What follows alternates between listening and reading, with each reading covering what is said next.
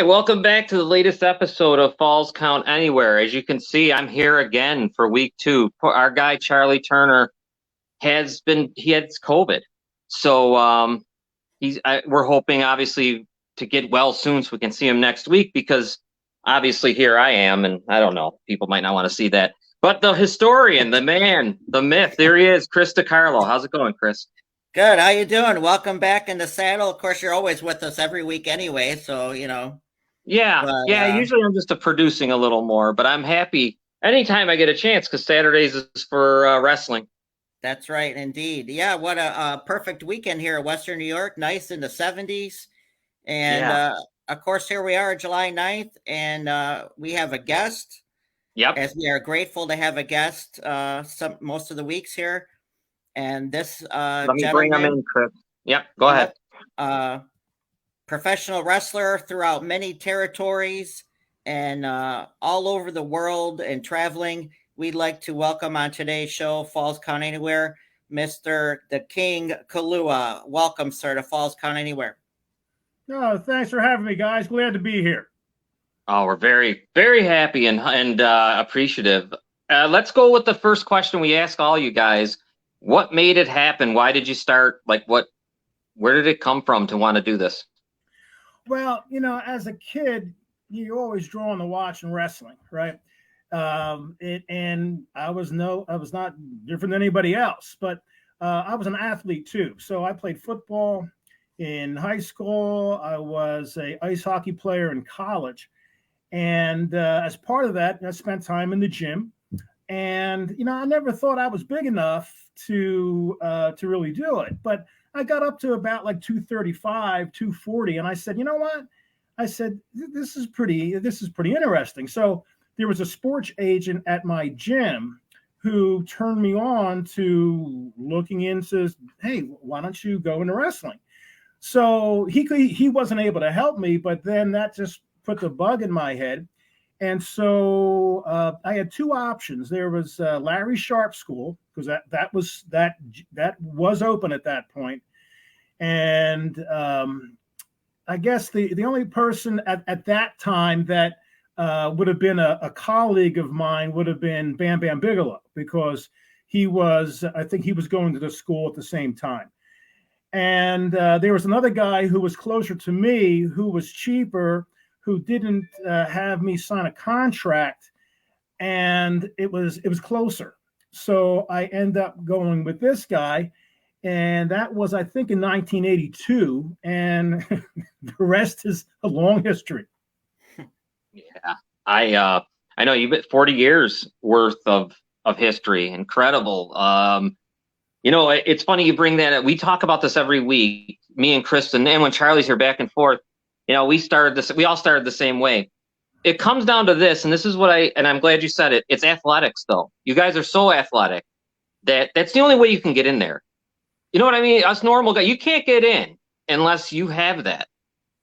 No, I mean, it really, you do have, there's some guys there that are a little bit of a stretch, and guys that are, maybe do it as a novelty type thing for a little bit, but to be in it for 40 years and be through all the different styles and periods, you do have to be a good athlete, and you have to be able to spend time, a lot of time in the gym to be able, first of all, for my body to be able to handle this at my ripe age of undisclosed. Yeah. Right. But you could probably figure it out. Well, I know, and then I'll send it over to you, Chris. It was, unless I got this wrong, you just were in the ring on the 24th of June. Is that right? Yeah. Yeah. Right. Oh, yeah. Here's the car. Here it is. Yeah. I was really cool. I was there, and then I wrestled the next night in West Virginia. So, geez.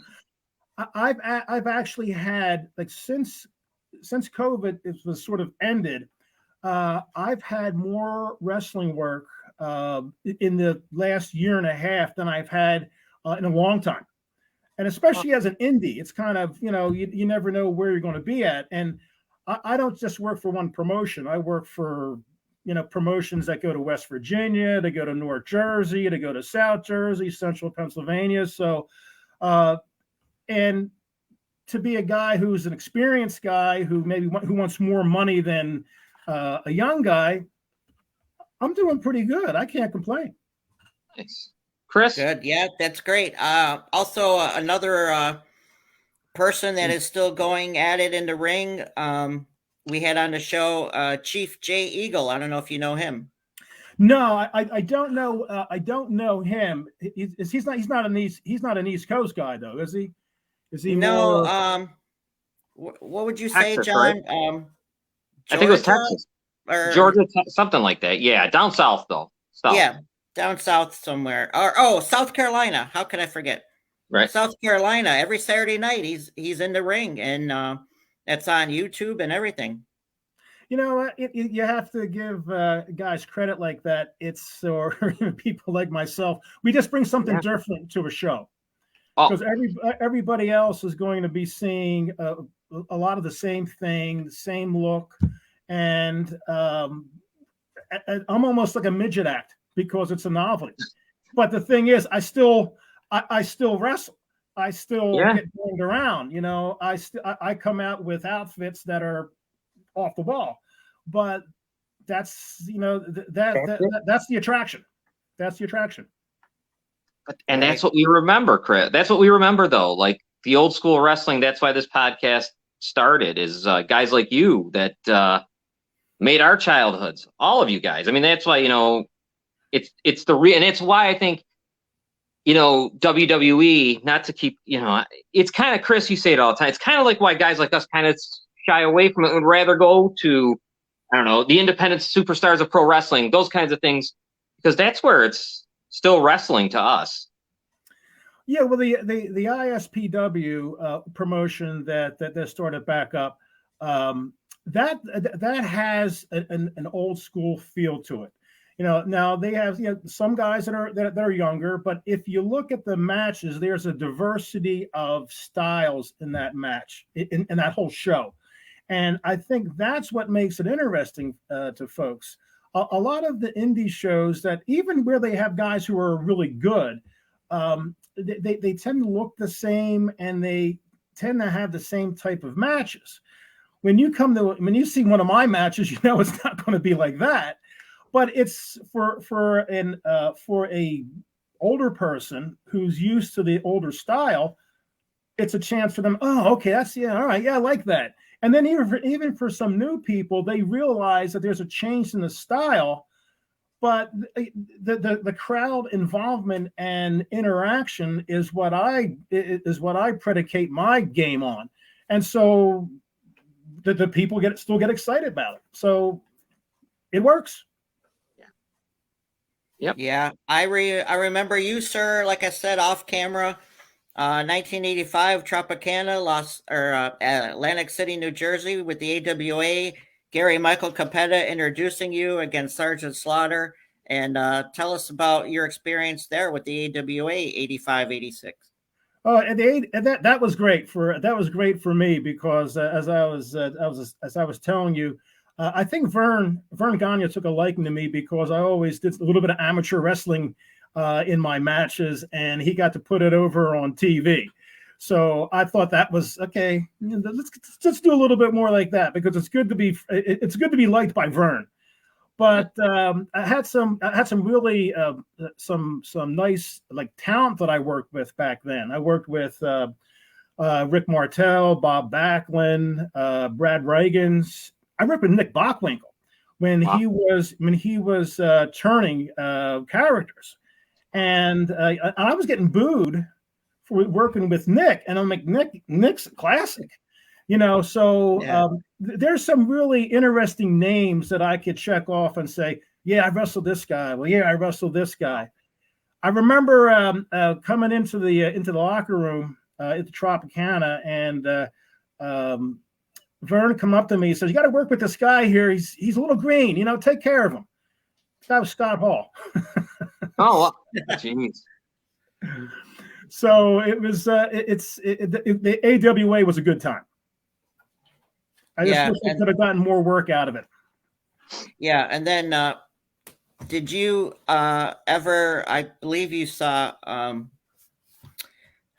We had Mr. David Crockett on the show months ago in the Mid-Atlantic NWA WCW area, sir.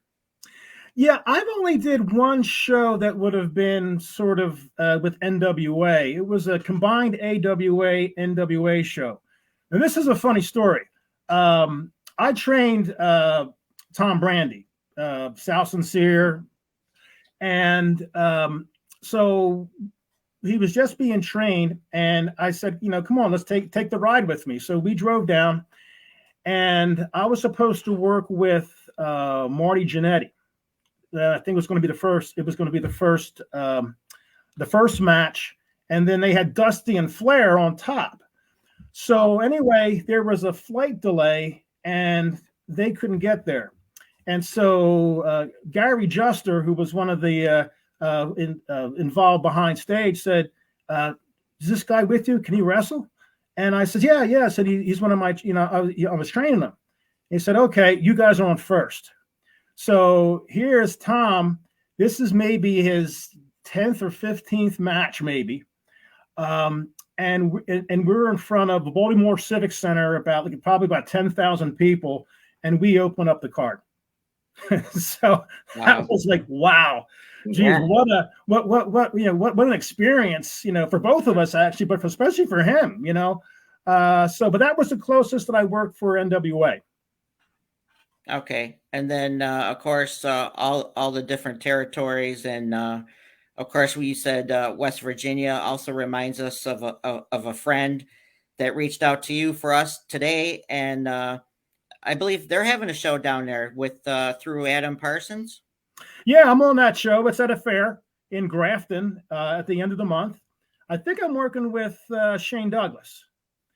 And I think he mentioned that to me. Yes. And so I was laughing about that because I remember wrestling Shane in 1985 when he was Troy Orndorff. Oh, geez. and then I ended up wrestling him, and I guess at the end of either the end of that decade or in the 90s, we wrestled in Rome on a card. And then I wrestled him in Pittsburgh a couple years after that. But then we've never wrestled each other since he had his ECW run. So it's going to be great to get in the ring with him. I think that's who I'm with, but you never know. Yeah. So I know you're you're like an extraordinary. I was reading online. You're a trainer, right? You're a real extraordinary trainer. Is that only for wrestling, or is that for everything? Like, is it all athletes, or how do you? What is your training like, or what does it encompass? I guess is the right word. Well, it's funny because I've trained some guys in wrestling, so that's that's what I do. I'm also an IT trainer in my real life, so I train people on business intelligence software. Oh wow! So, yeah, it's awesome. An interesting dichotomy of roles. Yeah. You can see that there's pictures around my wall here, and I do a lot of online training since COVID. And so when I was closer to the wall, because I actually moved my chair out, when I would be doing Zoom training, and people would be looking at the pictures that I had in the back, which were wrestling pictures. So of course they would go in, they would like Google my name or Google my real name, and then find out, oh, yeah. That's King Kalua. Are you King Kalua? And I said, yeah. And how do you know? And I looked around. I'm like, oh, all these pictures are in the back.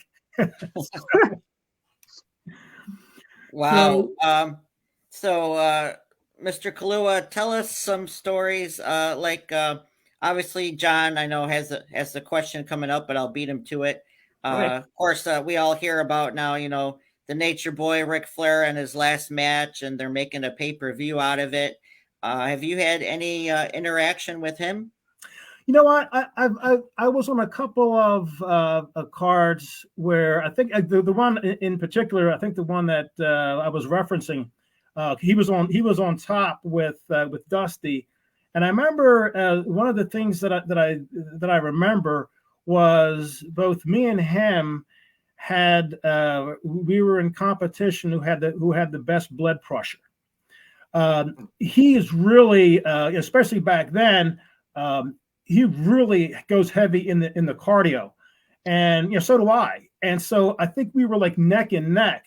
Everybody else were these old big guys that were really gassed up, and so their blood pressure was through the roof. But since I've always been clean, I was never on the gas. My blood pressure back then was pretty good compared to the rest of the guys. Even the guys who weren't on the gas, if you were like 300 pounds, your blood pressure was through the roof. So that's the most interesting thing I can remember about Flair. Now, how do you think? I mean, he is 72, I think, and here it comes. We don't know who his opponent is. I just want to get your take on it, being that you're from the old school stuff. What do you think? Flair going in there, he's got a pacemaker. Does it concern you? I mean, is a guy who knows what stress it takes scared about that for him, or what do you think? I don't. No, I mean, it's riding a bike for him, okay. and he still works out hard. He still looks good, and so is he going to have the same pace that he had in the past? Probably not. Right. But it's not going to, I don't think it's going to be bad. And, your body. Of course, having a pacemaker in there is a little bit of a different story. But I say, hey, if he can do it, do it. I'm not that far away from him in terms of age. So, I don't want to throw any glass, right. any rocks at the window. So, yeah. But if you can do it, do it. If you look bad doing it, then okay, it's time to go. I tell people when I have to start wearing a t-shirt into the ring, then okay, it's maybe it's time for me to just go off to the sunset. But it's not yet. We had a guest on Mr. Kalua, and he has a show. He does Pro Wrestling Inside and Out. I don't know if you know Mr. Jack Lord, and he said he wishes he could just get back in there too. The thing is, I've not stopped since I started. There's guys that like, okay, that's it for me, and and there were some years where it was lean. I didn't wrestle that much, but I've always been in the gym. So I'm in the gym 6 days a week, 2 hours a day. In fact, that's where I just came from. And so I've made that commitment.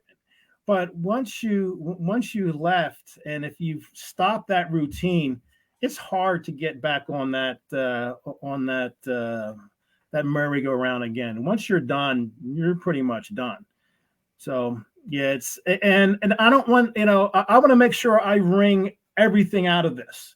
I don't want to say I wish I did that for another year or so. I'm just going to keep on doing it until I think I don't look good. Yeah. Right. What have you had any interaction? Like we talked about big guys like Andre the Giant, Big John Studd, King Kong Bundy, Bruiser Brody. Oh, let's see. So I was wrestling at a fair, I think in Hagerstown, and I was wrestling a guy by the name of Larry Winters. He was a big indie guy way back when. And so I'm wrestling him, and the next match is Abdul the Butcher and Bruiser Brody. So Abby interferes on my behalf, and we start beating up Larry Winters. And Brody comes down with a chair with a running start and hit me so hard with that chair. I think I saw the heavens open up. So. Wow. But he was a good guy. He was a good guy. I liked him. Bundy, I loved Bundy. He always had this sort of like sour attitude, but it was a funny sort of thing. And I actually wrestled with his brother in, I think, Wildwood, New Jersey. So we had a little bit of an affinity. And he's a local guy too. He was from Jersey. So I traveled with him, on a couple of shows, but Bundy was a good guy. Never met Andre. Before I actually started wrestling, I was one of the first guys that tried to slam Stud for the WWF. And it was on TV, and I was the only guy. I was one of the first guys, but he didn't push me like he did the other guys. Wow. Yeah, that was 82, 83. He started that. And then even Gorilla Monsoon had a crack at it. Then when Andre came out, of course, it was a different story, and right. The rest was history. But yeah, Abdullah the Butcher, a lot of people don't know his real name is Larry Shreves, and he's from nearby Ontario, Canada here. Yeah, Abby, I was on a couple of shows with Abby. Never was that was the only involvement in a match, but we were on plenty of the same cards together. But yeah, I have the old timers are the guys that I really love being around. Like when I go into a locker room now, us old guys tend to gravitate to one another. I want to ask you, and then just your thoughts on how professional wrestling is today, WWE, AEW. Do you watch them at all, or no? No, I would say I have not really watched any of that wrestling in years. I mean, every now and then, if I'm going through a station or I'll see something on maybe Facebook, but I don't watch it because I really don't get anything out of it. Like I said, the guys are good athletes. It's just not my style of wrestling. If I want to watch wrestling, I'll watch old YouTubes of people like Harley Race or Nick Bockwinkel. I'm learning more from them, even though I have 40 years in. I could watch Harley Race and just admire the pace that he wrestles at, and say, "Wow, that's something that you could do for as long as he did." And just to me, that's wrestling. Yeah, and I miss, and I know me and Chris talk about this a lot. I miss managers. I miss guys wearing masks. They don't do that anymore, so I can't even watch it. And a little bit of blood here and there. I mean, it's gone, and that's why I think also we do the same thing you do, right, Chris? That's what you're doing. Yeah, gotta Yeah. Like I said, eat, sleep, and breathe classic wrestling since 1980.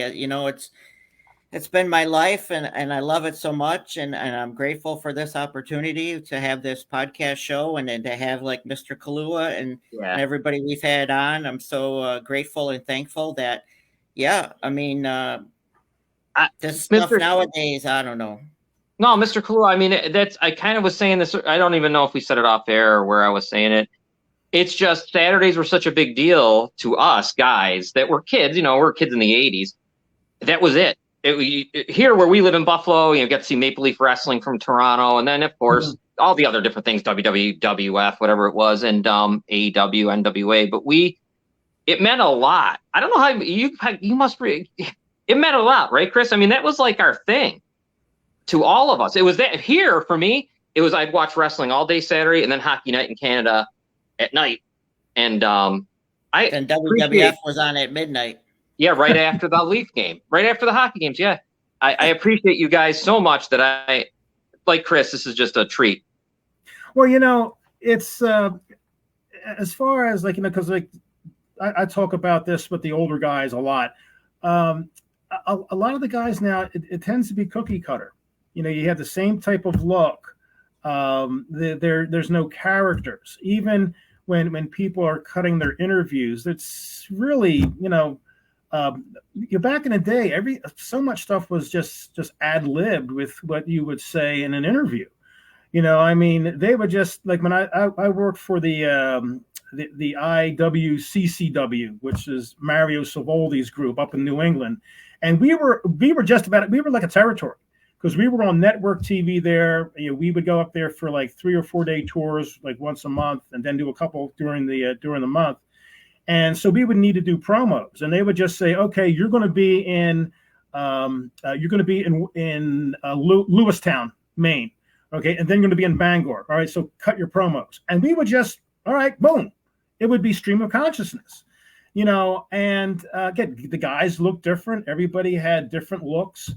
The styles. the styles were different. Now I think a lot of the matches tend to look the same. I think from what I have watched, and that's again for me, that's a good thing, because if I get booked, even on the indies, you have a lot of guys trying to wrestle that type of style. I don't wrestle that type of style, and it's like I said, it's a novelty. It's something. Oh, okay, wow. Hey, this is not the same stuff that these guys did. All right. Yeah, I didn't see this combination before. So, and I could pull moves out like that haven't been done in a while, and it's like, oh, what's that? Yeah. So, from that perspective, my pace is different, and that's what I think sets me apart from the younger guys. And again, if you see the same thing all the time, if you see these canned, sort of vignettes that people are doing, it's like it becomes too predictable. Yeah, that's Mr. Kalua. Can I ask you? We were talking about different steel cages off camera before you came on. Have you been inside a steel cage match, and what type of steel cage was it? Oh, sure. I've wrestled a couple of steel cage matches. I just did one. It was either at the end. I think it was at the end of last year, and it was your typical steel cage, and yeah, it was an old school steel cage, and with the cyclone fence, and so it was a good time. I prefer really not working steel cages, only because I can't do as much stuff that I would normally do. But yeah, it's no. I've done them before. It's no big deal. I'd rather not, but that's what it is. Yeah, that's cool. Well, of course, you're a better singles wrestler over the years than you were when with the tag team. Well, because of my look, because I have like the face sticker and a lot of color, it's hard for me to mesh in terms of just the look with another partner. Probably the one of the best ones that I was able to do it with was Tom Brandy as Sal Sincere, because the color and everything. But when it comes time to wrestle a tag match, I can still pull it off. But I like working singles too. It's a lot less wear and tear doing that. We're doing tag team, but I like doing singles. I like being in control of it and not having to worry about anybody else other than me and my partner. Well, I want to opponent. I'll tell you, we got only a couple of minutes left, because I know we never. And I'm sorry. Every time we bring one of you legends on, we say, "Oh, it'll be 15, 20 minutes." Next thing I know, it's 30 minutes, 45 minutes, and we feel really bad about that, but we can't stop talking.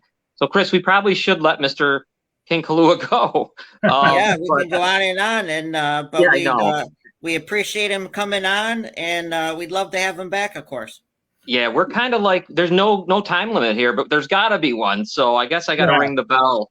And thank you very much. You can do another one, and then I'll tell you all the funny stories. Yes, we definitely are going to do another one. Thank you very much for being with us. This is an honor. Okay, no problem. Thanks for having me. I appreciate it. Thank you, sir. Take care. So there you go, Chris. King Kalua. Like I said, if I have to, you two, and I know when Charlie's here, we have to look at the time. Like, there has to be a time limit, or else we could never, we could go 2 hours. He had more stories to give. Yeah, well, that's great. Well, that's why we'll have him back on, and appreciate that. And we get to keep getting a different perspective from these guys, and hearing the old school names and old school stories. That's just great, and that's what we're about. Yeah, it's just it really, every time after, and a lot of them, I guess you'll know who they are, Chris, because you're a historian. For me, I'm not so historic, but I go back, and some of these guys I won't really remember as well as you do. But then when you start to talk to them, geez, listen to those. I wish I could be there to see what went on with Bruiser Brody, coming down with a chair and just, and that had to be, it just ain't going to see it no more. I guess we should take a break. Okay. And when we come back, We'll open up the vault of yours to watch some classic clips. Actually, when we come back, we're going to check in with the Iron Sheik. Then we'll go to the classic clips, and then we'll talk about our enhancement jobber talent. So we'll be back in a moment. Yep.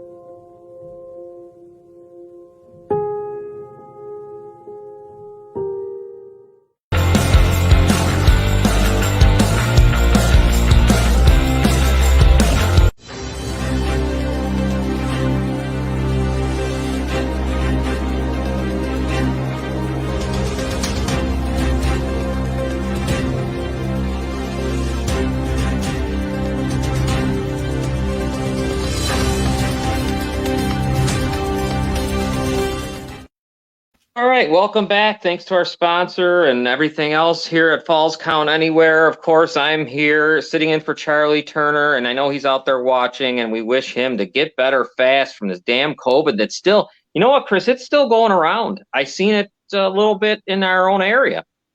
Yeah, you just never know. And like I always tell people, I'm gonna I wear my mask every time I go out. I got my sanitizer, wash our hands, and so far so good. But yeah, you got to be careful. I know, and you never know. You never know, though. I mean, you could be, whatever. These people got their shots. We got our shots, and you still get it sometimes. Yeah, I know. Why don't we go and check out what the Iron Sheik has to offer this week? We got about 4 tweets from the Iron Sheik. Let's go with the first one. Here he comes. Hulk Hogan, you are not the American goat. You are the donkey balls son of a bitch of the earth. And there's some of the goats. So, yeah, Michael Jordan and the athletes. There's the Iron Sheik. There's more. Gotta love him. Gotta love him. Let's go to the next Iron Sheik clip. Let's see. Don't be a jabroni. What's this say? The presidential debates would be fire with the Iron Sheik in the ring. Yeah, and they say, yeah, don't be a jabroni. Oh, there you go. 2024.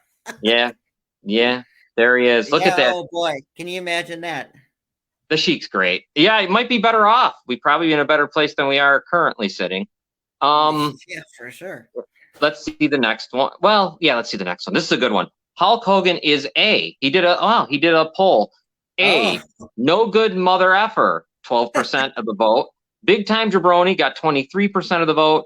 A good man only got 8% of the vote. And then only the first 2 options, 58% or 56%, got that. So the Iron Sheik, no good MFer is what the Iron Sheik thinks of Hulk Hogan. Wow, we talk about that war ever since 1984. It's still going today. I wish Hogan would reply once. That would be good. Yeah, I would love that. Now the Iron Sheik is, of course, very tired, and this is a sad note. But he did live to be 82 years old, thankfully. James Caan, I love you forever. Who passed away?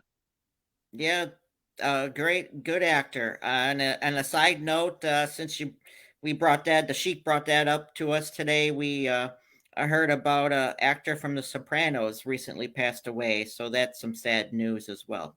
Yeah, Tony Sirico, I think his name is. He played Paulie. Yeah, and he's been in so many mafia movies. Geez, sometimes he's just Yeah, that is sad. You know, we're losing a lot. I guess it's that because they're getting so much older. You think of all the comedians and all the actors. And You know, musicians and wrestlers. It's just, yeah.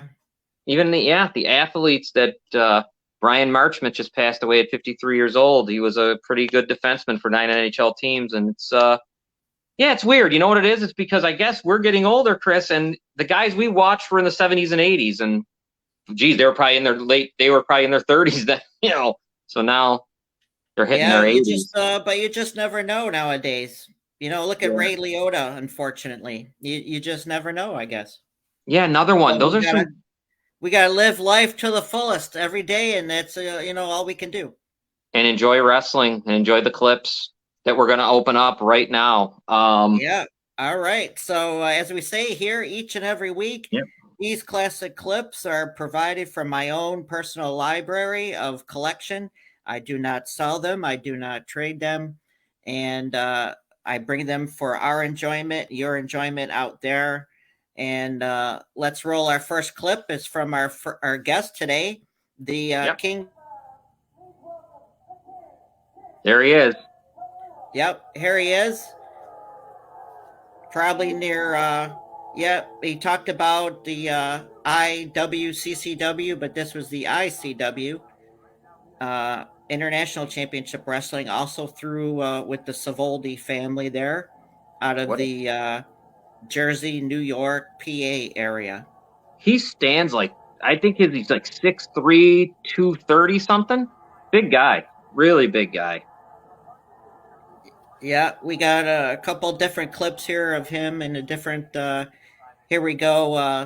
Oh yeah, I believe yes, he's against Chief Jules Strongbow here at this outdoor event. Oh wow, yeah, outdoor events are great. Look at that. The lighting, it looks so. You know what I mean? It looks great. Yeah, that'd be cool. You know, like we talked about, I'm surprised WWE hasn't gone back to Las Vegas when they had WrestleMania 9 out there at Caesars. That was awesome, I thought. Yes, that was. Here he is again. Oh, here we go.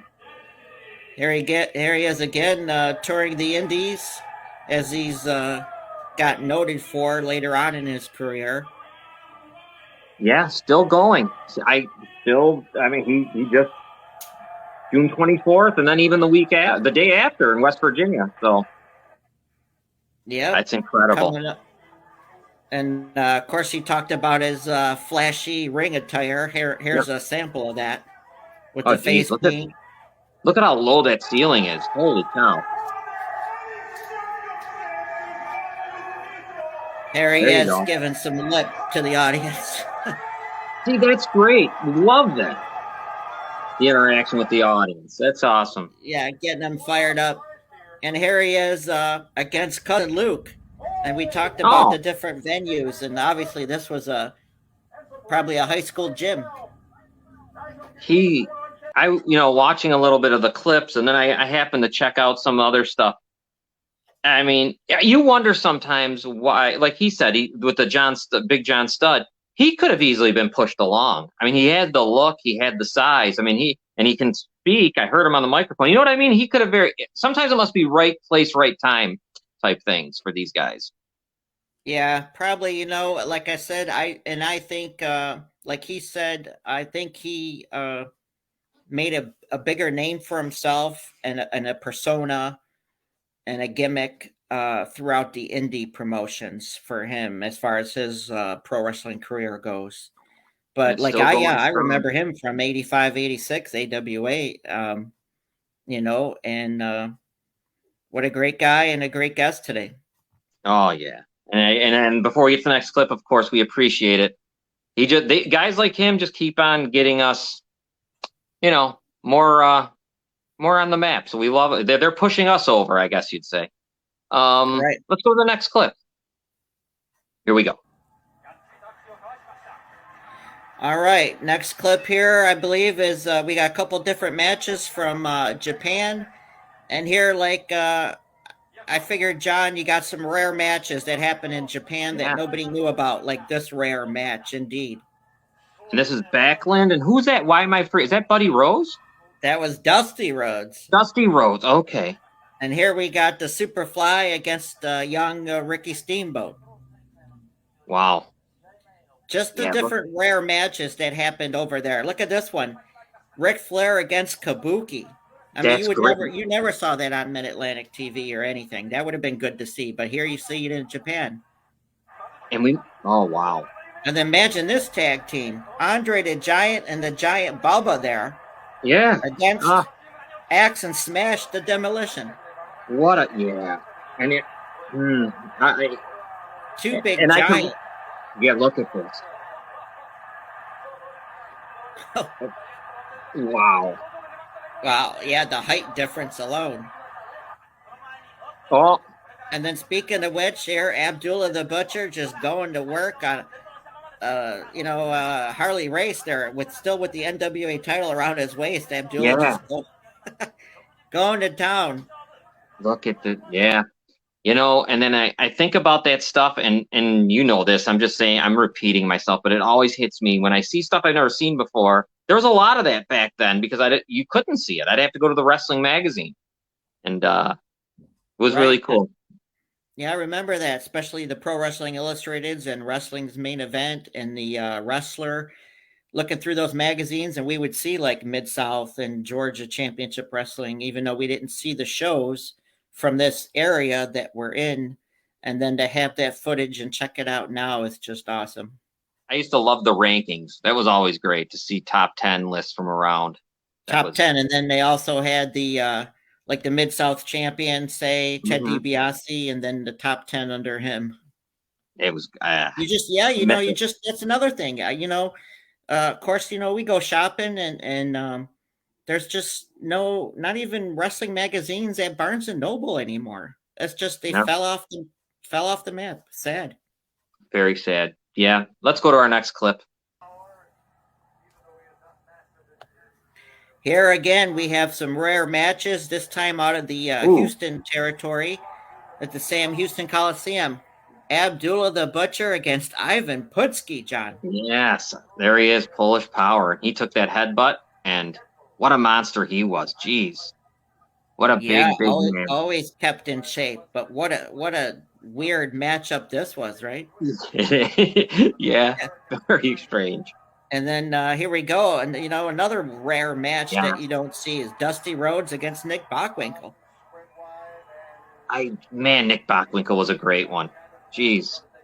Yeah, again, that's another wrestler who fought a lot of people. Junkyard Dog, Jerry Lawler, the list goes on and on. But, these...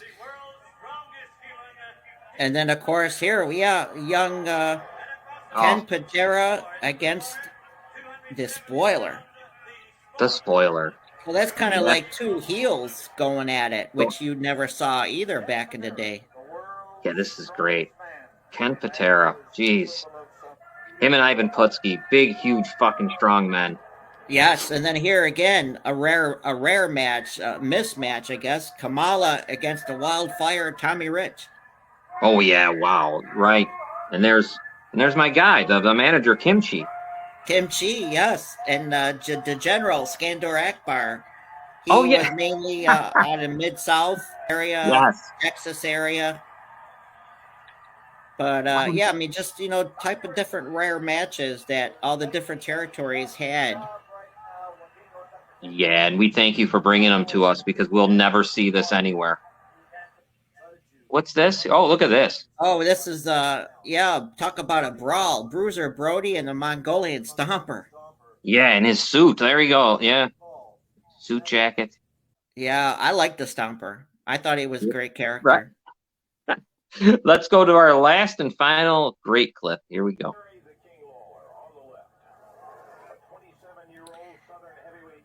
We talked about this off camera. Of course, your wife, Robin, is a big fan of this man. Legendary, still kind of wrestling here and there after having a heart attack. Jerry the King Lawler. Yeah, what a... And here we have just some clips of some of the many names he wrestled over the years. Here he is against Harley Race. Wow.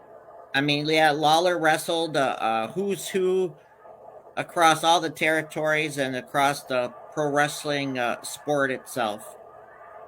Absolutely. What a legend this guy is for wrestling, not so much announcing at all. You know what I mean? Announcing was great, but it's the wrestling. Right. The announcing was funny. That was good. That was a good side thing for him. But yeah, he was noted for the wrestling. There we saw him against Hulk Hogan in 81. We see him against the Nature Boy in 82 from the studio in Memphis. Wow. Yeah. Unreal. 10-minute time limit.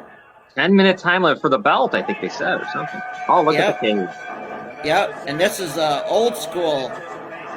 Their steel cage was encompassed the whole ring, not just up against the ropes as we're used to, like the cyclone fence. But this was the culmination of a feud that they had, Jerry Lawler and the Macho Man Randy Savage. And then briefly, here is the end of the match where Jerry Lawler became the AWA World Heavyweight Champion in 1988 against Curt Hennig. Yeah, he's having convulsions down there. Look at this. Yeah. Mid-South Coliseum went berserk. The King, finally a World Heavyweight Champion. What a great... I'll wait till the clips are done because he's just... he's all over the place, obviously very well known, but still the wrestling part of it, what a legend. Gosh. Yes. Indeed. And then here we see just near the end, but this was a great match. They had a title unification in the end of 88 there. Kerry Von Erich against Jerry the King Lawler. And here you see the referee, Marty Miller, stopping the match because Von Erich was just pouring blood from above his eye. It was just a bloody mess, but it was a great match. You brought this up a couple episodes ago on your clips, and it's always the thing that, especially, gosh, when he did the Letterman thing with Andy Kaufman, it showed to me, and I don't know why WW or Vince McMahon didn't do this.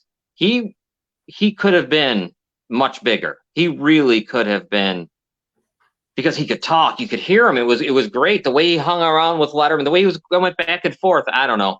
He was, in some ways, as much as notoriety as he has, I don't think he was wasted in a way. I think, I hate to say that, but you get what I mean. Like they say nowadays, underrated, and he was very good, but yes, also underrated. I mean, like the WWF should have made him World Heavyweight Champion, even if it was for a month.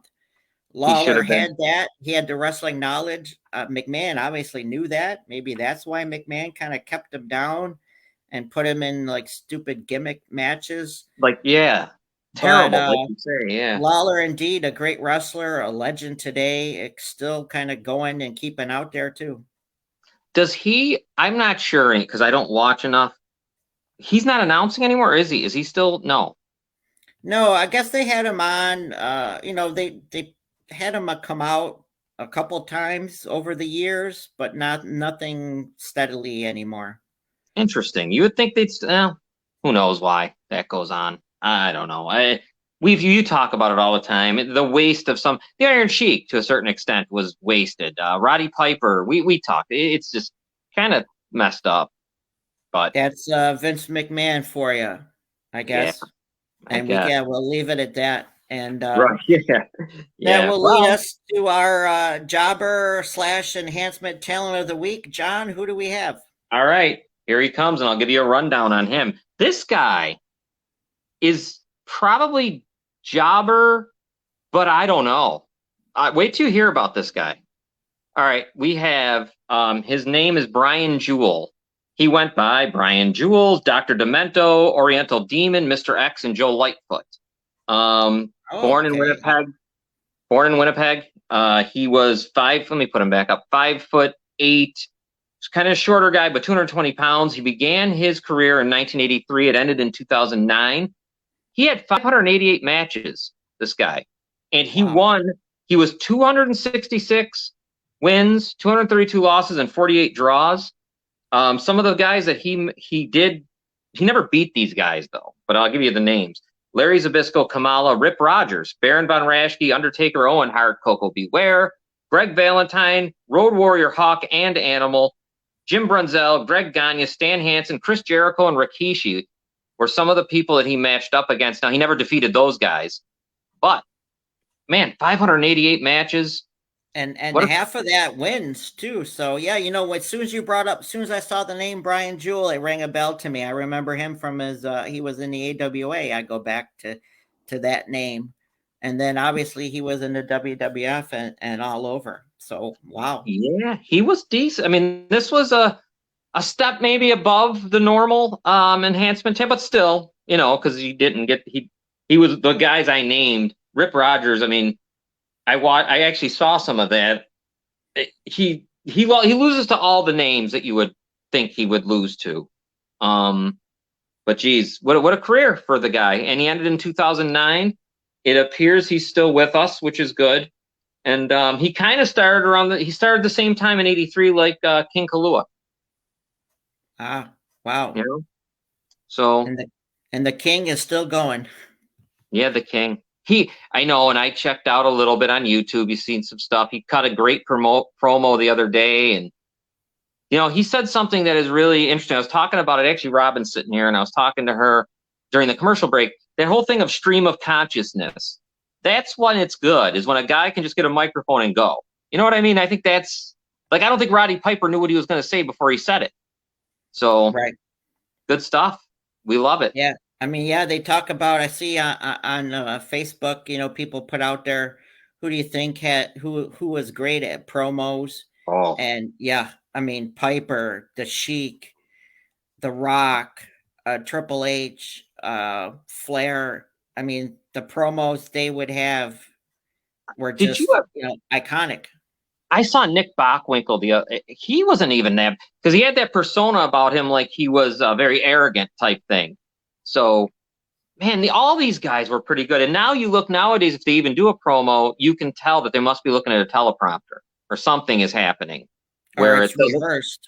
It doesn't feel natural at all. And, geez, I remember even guys like Ricky Steamboat. Some of the stuff was excellent. That's a big part. I don't think it's part of it anymore, is it? It's not really so much, really. No, I mean they'll go back in a locker room and have an interview.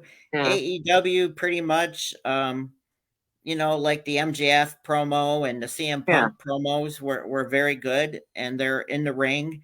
And John Moxley. I mean, I have no idea what they're going to say or talk about. CM Punk, CM Punk's good. He could be like the old school guys when it comes to the promos. He was. I mean, obviously, it gets a little like sometimes they're saying stuff that probably, the old guys we like Flair and everything, they didn't say some. It's just the times, I guess. Like you talked about something that you thought went too far. There was something going on about Matt Hardy, and yes, Christian Cage is playing the heel now in AEW and did a promo with Matt Hardy across the ring from him, and Christian brought up and took shots at his brother Jeff, and we all know what's been going on with Jeff over the years and currently.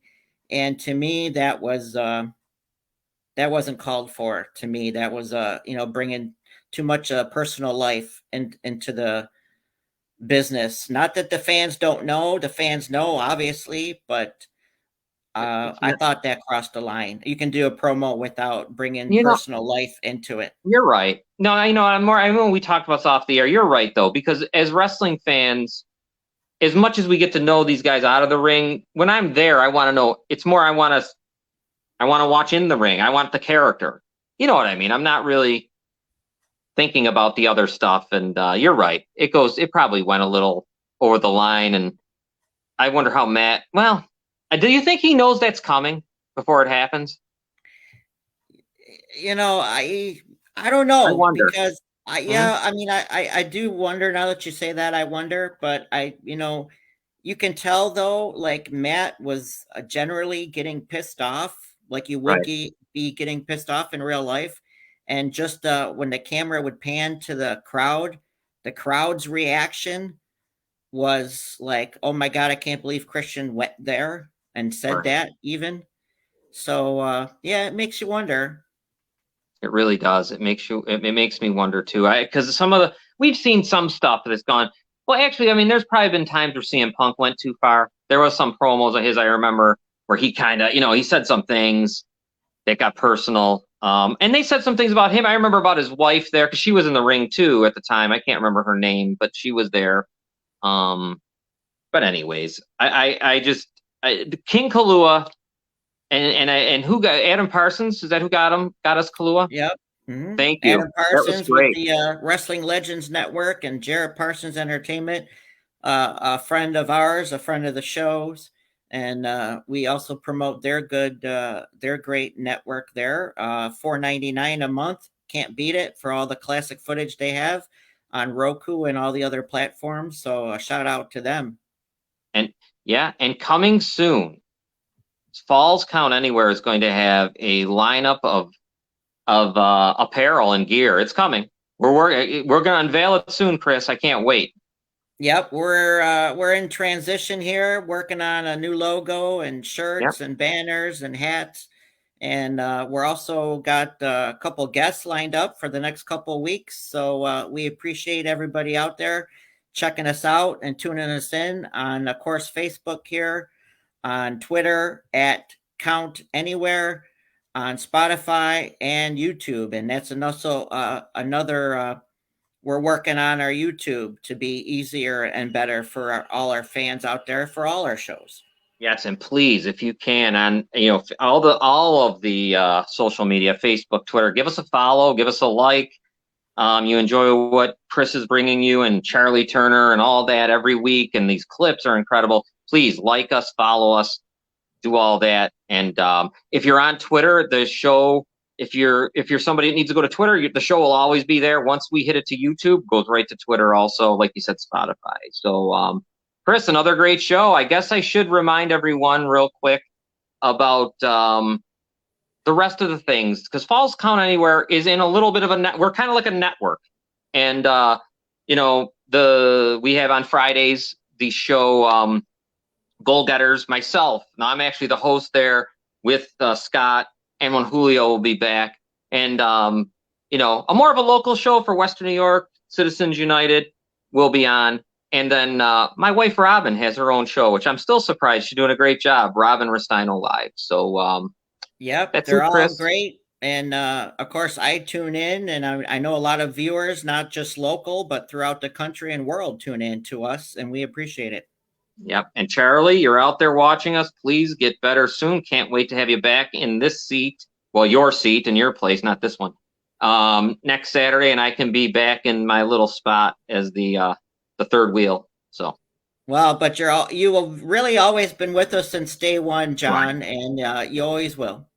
Oh yeah, I love you guys.